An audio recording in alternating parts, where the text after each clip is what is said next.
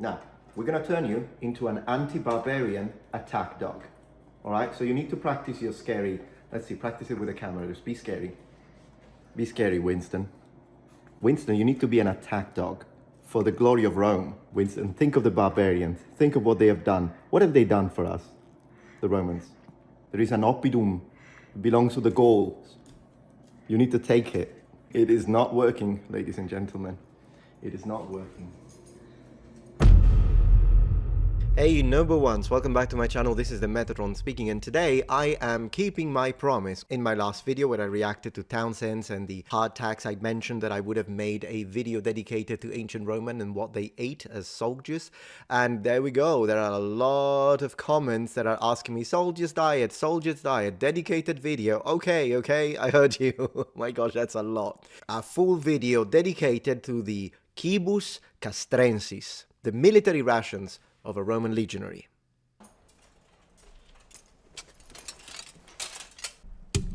Don't hate me because I'm beautiful.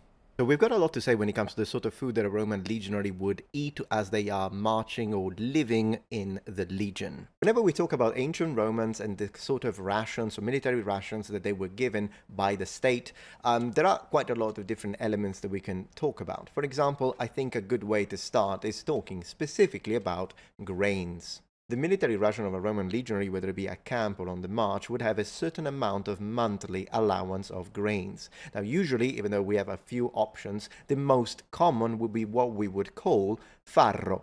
Now, that could be translated as ancient wheat. I've seen it sometimes translated as spelt, but I don't believe that that's an accurate translation. Also because at the end of the day, what the Romans could call triticum, frumentum, could refer to multiple different types, sometimes even up to 3 different types of cereals. So at the end of the day, I think either leave it untranslated as farro, call it ancient wheat, maybe emmer sometimes is translated, but anyways, farro. We still use it in Italy. Now, if it wasn't farro, then we are told that it was more general common type of wheat, or if the legionaries were being punished, that amount of monthly ration would be barley. Now, isn't that interesting? At the end of the day, if you give me some barley, I'll make do with it, I'll like it. But for the Romans, Pliny is the one that tells us that barley is not good for men, it's good for beasts. So, of course, if we look at this from the perspective of a Roman legionary, you did something wrong, maybe you were seen as lazy, something that would be worth punishment, but not too harsh of a punishment, yeah, you would have to get barley instead of wheat. Now here on the right side of the table we've got a historically accurate ancient Roman bread specifically created. Took me 7 months of research, 2 months to put it together, and the thickness is based on what Pliny tells us. This is Polybius approved, and even the hue of brown is based on Historia Augusta. I went as far as making sure that every bacteria that was involved in the process received Roman citizenship before the making of this video. I would have said, if I was a cool channel like Tasting History with Max Miller or Townsend's, but I'm not. I haven't got a clue what I'm doing, so this is just store-bought. But hey, I did, when I went to the store, I made sure, specifically asked, don't give me white bread, give me whole grain. So I did go the extra mile, just Roman mile, so it's 280 feet shorter than modern miles. But hey, I'm sure you'll appreciate the effort. 5, 4,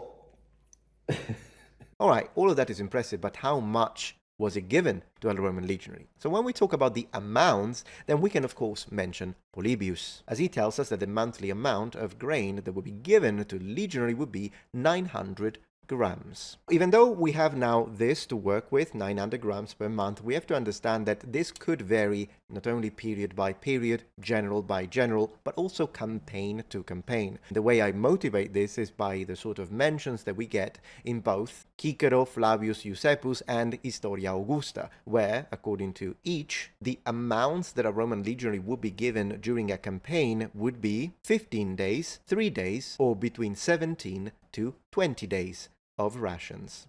Okay, so as you can see, this table is actually a little anachronistic because we've got some tomato products here. And they're here not because the Romans had them, but simply for Italian representation. And this is really good. I can make a killer red sauce with this one. Now, given tomatoes weren't a thing in Europe in classical antiquity, they weren't a thing in Europe in the medieval period. In fact, we'll have to wait until people such as Cristoforo Colombo, Amerigo Vespucci, so all of those European powers that actually do go to America for the first time, that's where they find the tomatoes. They like them and they bring them back. Although then again, the general population at first thought they were poisonous. But eventually, they will become a staple of Italian cuisine. So, God bless America, I guess. Which god? Which one of the gods? Let's do Neptunus. Neptunus, because, you know, the sea. The sea! Now, obviously, whatever amount of grain that is given to the legionaries in order to sustain themselves with the sort of caloric intake that they need in order to, of course, survive, but also function and fight and have a good morale overall, is going to be supplemented by the sort of availabilities of the territories that the legion is going to traverse. If you are in enemy territory, take whatever you need for the supplementation of your army by force. And this was an important aspect of feeding a legion, and the way we can back this up is because of what happened with Vercingetorix. Now, if you've ever read the De Bello Gallico, written by Julius Caesar or Julius Caesar, it's this book that gives us or provides us with a lot of information of his campaigns in Gaul. And of course, Vercingetorix, being one of the kings of the Gauls and one of the major elements of resistance, if you will, that Julius Caesar had to deal with his legions, there is one passage actually where we are told about the scorched earth tactics applied by the Gauls. And when we say scorched earth tactics is when you know that the Roman legion, in this case, or the enemy, is advancing and they are going to go through the fields that belong to you, so your territory, and they're going to use them to feed themselves. So one thing that sometimes is being used, scorched earth tactics, is the idea of burn it all. Burn all the field, burn even the granaries and the barns. That's what we are told in De Bello Gallico, so that the legionaries cannot use your resources as you are retreating back into the core and depth of your territory to mount a stronger defense.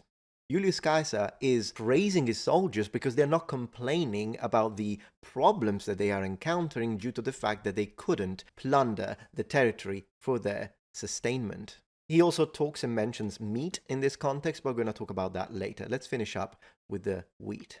Winston is a good citizen of Rome. He appreciates everything we've got on this table, and he would eat everything. Citizen of the empire. How often do you think of the Roman Empire, of the Roman Empire, of the omen of the Roman Empire? Yeah, you're not an attack dog. He's not an attack dog. Alright, so we have said that the Romans are getting this wheat or ancient wheat, this portion, these rations. What do they do with it? Well, there are a few ways that they can process this wheat or these grains in order to eat or feed themselves. For example, one thing that they would make would be bread, in the sense of soft bread. The soft bread is in fact called panis militaris, according to Pliny. Now, this would be done occasionally because, you can't transform all of the wheat that you're being given into soft bread because it's going to spoil, because it's going to go stale in a couple of days, and then it's going to be moldy. So, in reality, a lot of this would have been transformed into either buccellatum, which is a form of hard tack. So, we're talking about a very hard biscuit, if you will, but it's a wheat biscuit. So, it's kind of similar of a form of very hard bread. Or they would use it to make what is called pulse, which is a sort of porridge, if you will. More on that in a minute. Now, getting back to the hard tack, so this buccellatum. This is fantastic for an army on the move because you can make quite a few. You can bring them with you. They are extremely dry. All the moisture has been removed due to the fact that they are, we are told, baked twice, at least, so they will not get moldy, and it doesn't matter, they don't really get stale, and hard tacks can resist even for years. And when the time comes that you want to eat it, we are told that the Romans would put them inside either wine, so that, of course, the sort of capillary action of wine as it gets into the biscuit will make it softer, because you don't want to break your teeth. Hard tacks, including those that were used on ships in the 1800s, can get really, really hard. But it also gives it flavor and makes it nice to consume. And when they did not have access to wine, which it's not like they did have access to it all the time, and rules vary throughout the Roman period as to where the legionaries were allowed to drink it or not. So when they didn't have access to wine, they would do the same thing with a sort of drink called posca. Now, posca is a sort of a mixture between water and vinegar. Okay.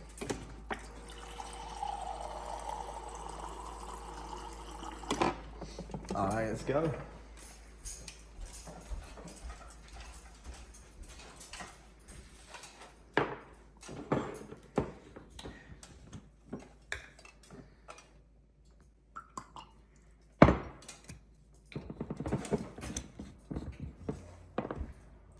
Look great.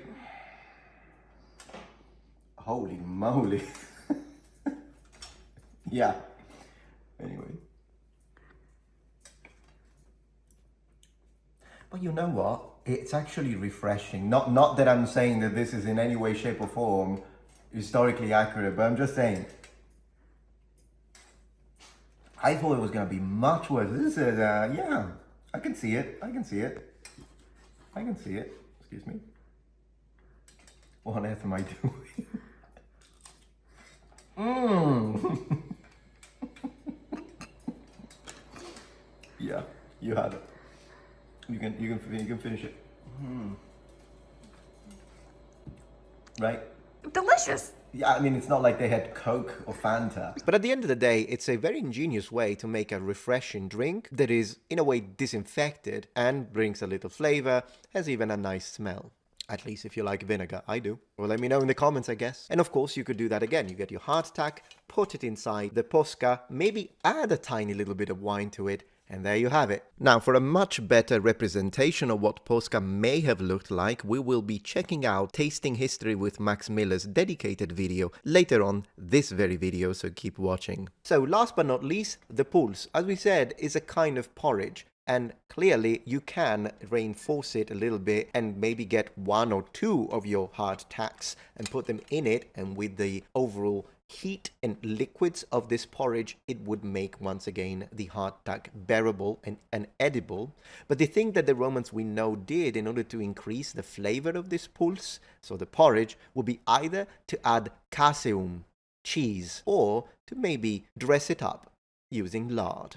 And specifically, we know about this pulse, this porridge, by reading Ammianus Marcellinus. To see what a well-made, historically accurate pulse may have looked like, we will be checking out and reacting to Tasting Histories with Max Miller's dedicated video later on this very video, so please keep watching. Okay, so this is when it comes to the wheat and the grains. But how did they make it? Did they have specialized cooks? I mean, good luck cooking for 6,000 soldiers on the move. Well, the reality is that the Romans were, of course, very pragmatic, very ingenious, and the way this works is that we know that they had personalized small mortars or little grinders or stone grinders, mini mills, if you will, that they would use to, of course, grind all these grains into flour that then they could easily store and bring with them. So basically, every legionary was responsible to making his own food, possibly in the evening after having finished the march and having already helped to put up the defenses of the castrum,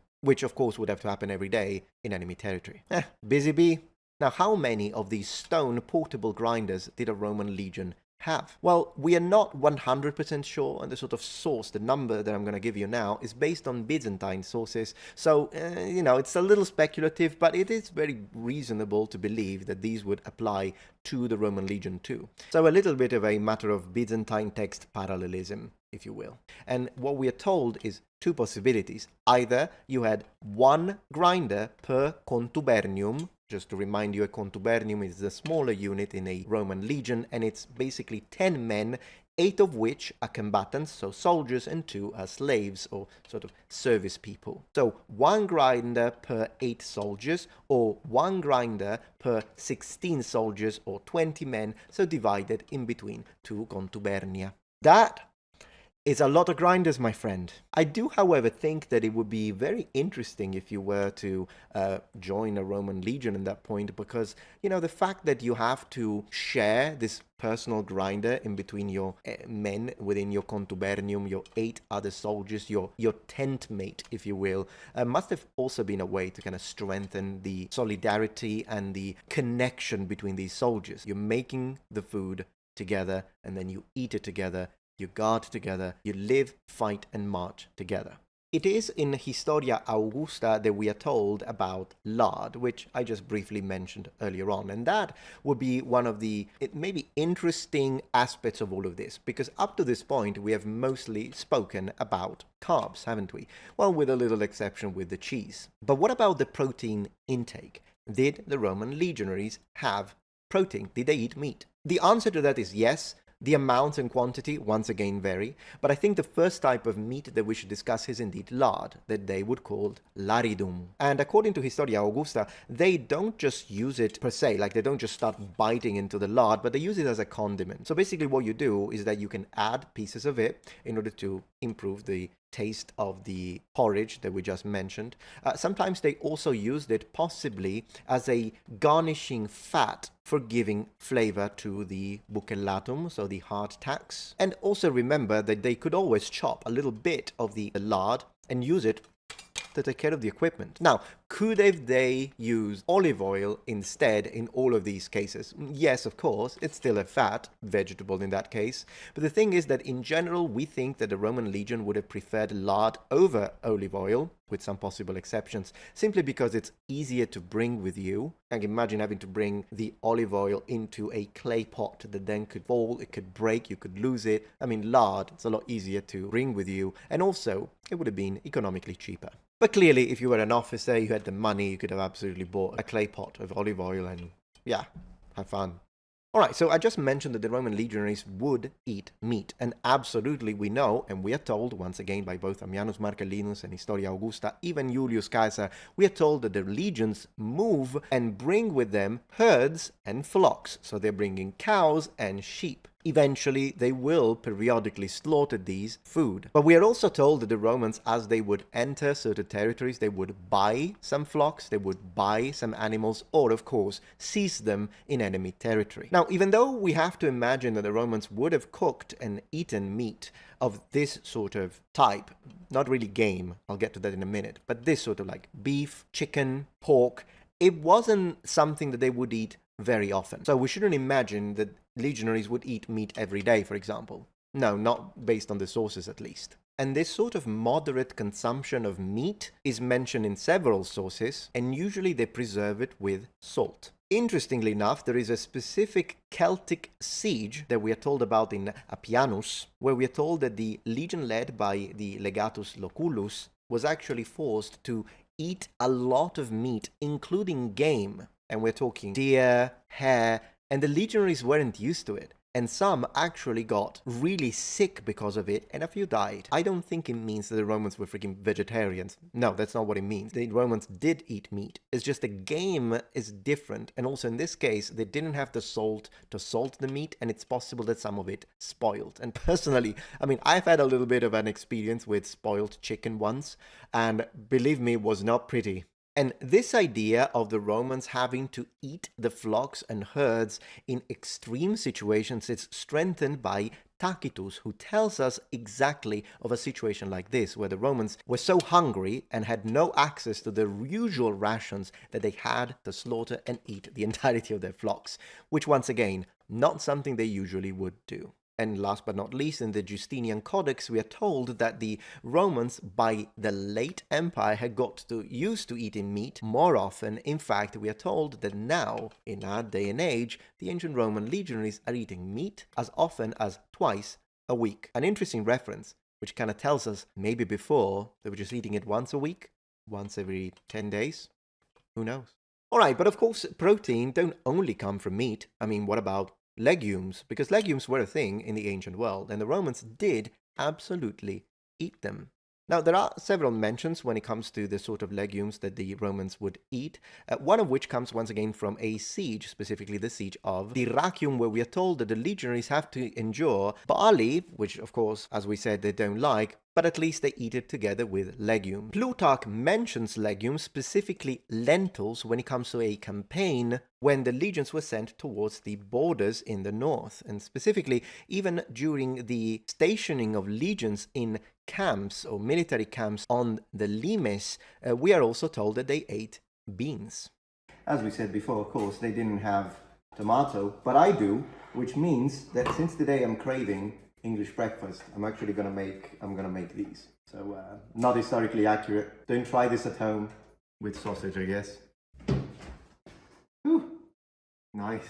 Although then again, if we read the De Bello Gallico by Caesar, it does make it sound like legumes were also a bad omen for the legionaries, maybe as bad as barley. But I think that would depend. There we go. Beans on toast. Without the toast. Can't be bothered, I need to go edit. Beans in bowl. But check these out, I love them. Very nice. So just gonna, just like those professional channels where they show taste test. So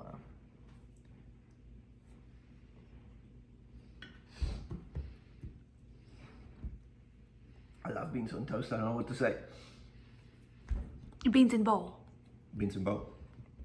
Bon appetit. Now there is a fantastic video from Tasting History with Maximus Miller and about posca, and I kind of want to check it out and see what a well-made, historically accurate posca would be like, since I'm in no position to do it. So let's go. Oh, and lard. He discusses lard on this one too. Great. There we go. He even put a little Imperial Roman legionary. Love that. Oh, look, he chose a picture without the leather bracelets. This guy, yeah, Maximus it is. Do you love vinegar? Yep. Can't get enough of that pure lard? No. Then maybe the life of a Roman legionary is for you. Today we'll be making posca, Yeah. the Gatorade of ancient Rome, along with a boiled lard that might have been eaten by Caesar's men just before crossing the Rubicon. Posca and lard, this time on Who Wants to Feed a Legionnaire? Or Tasting History. Legionary, but yeah. Don't mind me. I'm Mr. Pedantic. Go! Woohoo! Go. Welcome to Rome Month. I don't know why Ooh. it's always in an English accent, but, you know, blame Hollywood. I do appreciate the trilling of the R. You did a really good job there. Roma. Either way, it's 4 weeks of ancient Roman recipes sponsored by the folks at Creative Assembly as they get ready to conquer Rome once again with Total War, Rome Remastered, out. Man, this guy has got like the most pertinent sponsors ever. Like, this is top quality. On April 29th. Look at that. I'm so gonna play it. So today's video is inspired by your need to keep your Roman army well fed and supplied in the game. And to find out what an ancient Roman army might eat, we turn to the general Avidius Cassius, who commanded his troops to carry no food, but laridum ac bucellatum atque acetum. Well, you know what? I'm actually impressed by the. I love the fact that he goes. It's not just like that he's proficient in cooking cuisine. He knows the history. He reads the sources. But I actually appreciate that he really puts effort into pronouncing everything in the classical Latin or reconstructed pronunciation, and he's doing a really good job. At the end of the day, I mean, laridum. He said that perfect. Ac bucellatum. Atque. Okay, the only thing, maybe the vowel length a little bit. It would be acetum because the e is long according to phonemic vowel length. But again, phonemic vowel length requires quite a lot of work, so I'm gonna forgive him for that. It's absolutely fine. But apart from that, everything else was great. Laridum, because yeah, he actually did it right, because a is long in laridum and acetum. Very good. Keep it up. Lard, hardtack, and sour wine. Splendid. And that last ingredient, the sour wine or wine vinegar, which is French for sour wine, vin aigre, vinegar, is the main ingredient in posca. Well, one of them. The other one is water. And since it's basically just water and vinegar, it would make for a pretty short episode. So I'm also going to throw in a recipe from Apicius for boiled lard, so we can cover 2 of the 3 things. I'm not going to be making the bucellatum or hardtack because I just made that, and I'll put a link to that video in the description. Check it out. So let us start with the posca. Now when it comes to a recipe for posca as drunk by the legions, we don't have one. The closest thing would be what Plutarch said of Cato the Elder when he was fighting in the Punic Wars. Water was what he drank on his campaigns, except that once in a while in a raging thirst, he would call for vinegar, or when his strength was failing, would add a little wine. Yeah. And it's that addition of sour wine or wine vinegar that makes it posca. But we don't know anything about the ratios of water to the vinegar, or if they ever put anything else in there. It's perfectly exemplified by me doing this. Though we can get a glimpse at what maybe they would have done by some much later recipes, but they come from several centuries after the fall of the Western Empire and are mostly used medicinally. It's medicinal, officer, I swear. I'm also going to add some optional salt. Legionaries pretty much always had access to salt, so it's not odd that they would maybe add it for a little flavor or just as a way to get their salt. But this is a good time to dispel the myth that they were paid in salt. They weren't actually paid in salt. It was part of their ration, Yeah. but it wasn't a form of payment per se. Oh, I love it. I love it. Little pedantry. Love it. Great. I'm going to steal that. I'm going to say it. You know, pedantic brothers. Let's go. That idea comes from a mistranslation of Pliny the Elder, who, even when properly translated, should be taken with a grain of salt. Oh, grain of salt, love it. Yeah, so pretty much he's absolutely correct. It's not that they were paid, because when you say that a legionary is paid in salt, it sounds like that instead of the regular payment, he gets the salt as a form of payment. In reality, it's part of his rations. But it did have more value than it does today. So, you know, it's not one... I agree with him 100%. It's important to specify that. But it's also maybe important to underline that salt had more value as a preservative and a disinfectant, as he knows better than me. Therefore, when you receive a ration of salt, you're also receiving something that has definitely more value in period than it would today. The word salary does have its roots in the word salt or sol. Yeah. And you shouldn't do that today, pay people in salt, because most people won't be happy, especially the IRS. They really don't have a sense of humor about these things. But with the addition of salt, this really does become the ancient Roman Gatorade, albeit with less added sugar and fewer fun colors. So if you're not using any herbs, just mix the ingredients and you're done. But if you are using herbs and salt, go ahead and let them soak for a while before straining them out. Right. Either way, this is definitely the simplest recipe I've ever made. So simple that you really have no excuse not to hit the like button and subscribe unless you don't want to, which I guess would be a valid excuse, but why wouldn't you want to? Man, this guy is awesome. I'm going to go on a binge watch. Well, okay, Metatron, that's very nice, but what would this pulse or this porridge-like sort of food look like? Well, I've got the perfect video to show you. Of course, from Tasting History with Max Miller, and this one was specifically dedicated to what the sort of food that a Roman gladiator would eat, but it would overlap for the legionaries too, so let's check it out very quickly. Max, I'm going to call him Maximus. A porridge, or pulse, of barley and beans. So thank you to HelloFresh for sponsoring. So, of course, I love the HelloFresh sponsors this guy. It's perfect. I gave him a better screen stop. Now, of course, the barley version would also exist. It would also be a thing when it comes to the Roman legionaries, but only in a situation of punishment, as we were saying. So you have to imagine it being made with other types of grains, wheat, ancient wheat, and whatnot, but pretty much would look the same. Sponsoring this video as we enter the Colosseum and dine as gladiators. Please. This time on Tasting History.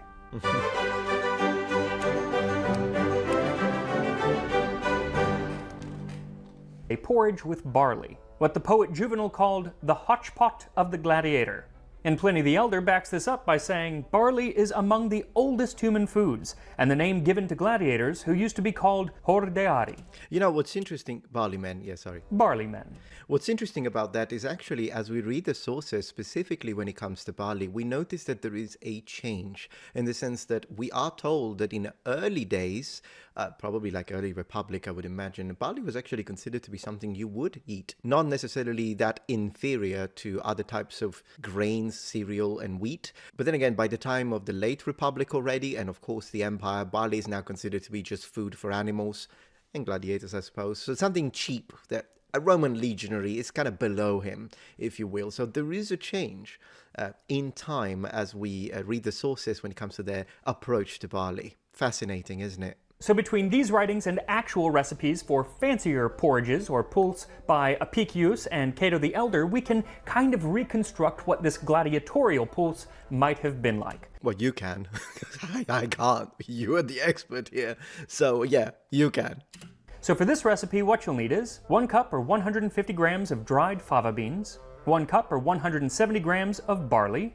Best if you can find hulled barley for this, but if you can only find pearl barley, is more common, just cook it for half as long. It's going to be a little bit mushier, but pretty much the same.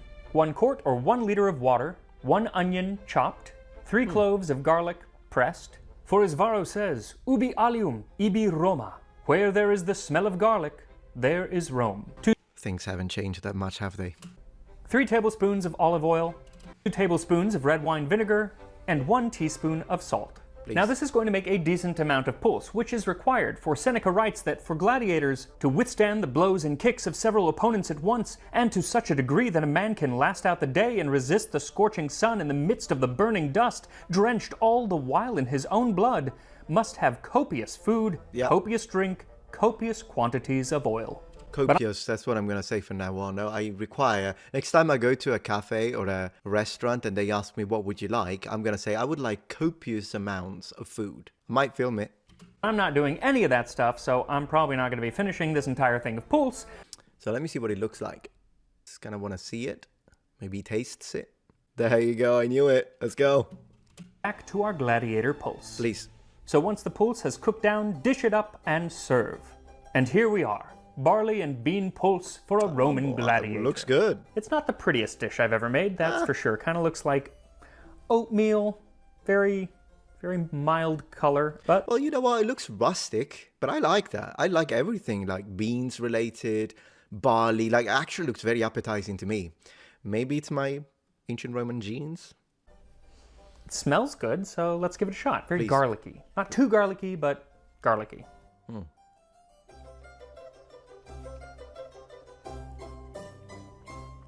It's not half bad.